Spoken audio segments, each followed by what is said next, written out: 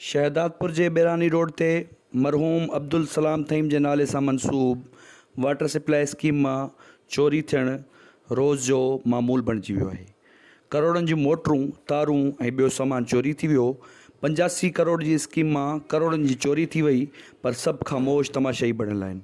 इन चोरी में वाटर सप्लाई इंतज़ामिया चौकीदार पिणु मुलविस हुजण जो इंकशाफ़ थियो आहे। इहा चूंडियल नुमाइंदनि जी बेध्यानी चइजे या शहदादपुर जे अवाम जी बेक़िस्मती, जो शहदादपुर जा शहरी हिन वाटर सप्लाई मां हिकु पाणी जो ढुक बि न पी सघिया आहिनि।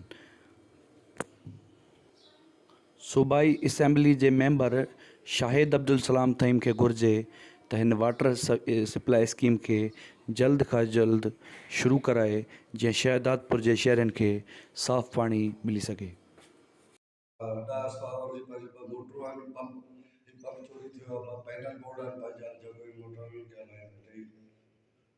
ॿियो छा चोरी थियो आहे? बाक़ी जेको इहे वायरिंग वग़ैरह सभी लाइन खणी विया आहिनि। पंप ॿ मोटरूं आहिनि, ॿ पैनल बोर्ड। तव्हांजे जो चवणु आहे त इहे चोरियूं अॻु में बि काफ़ी थी चुकियूं आहिनि। हा, पहिरियों बि चोरी थियो, असांजी कंप्लेन कयल आहे। अहिड़ी कंप्लेन तव्हां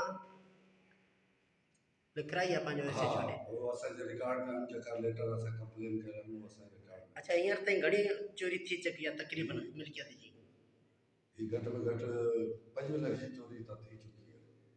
हा, कापर वायर और फोर वायर हूंदी आहे कापर जी। अच्छा, हिन स्कीम खे घणा साल थी विया आहिनि? हिन स्कीम खे त 15 में हिन स्कीम खे फाइनल थियणो हो। स्कीम फाइनल आहे, रुगो पंहिंजो शहर जो डिस्ट्रीब्यूशन सिस्टम ते हलाइणी आहे। ठीकु, हाणे तव्हां छा चवणु चाहींदो?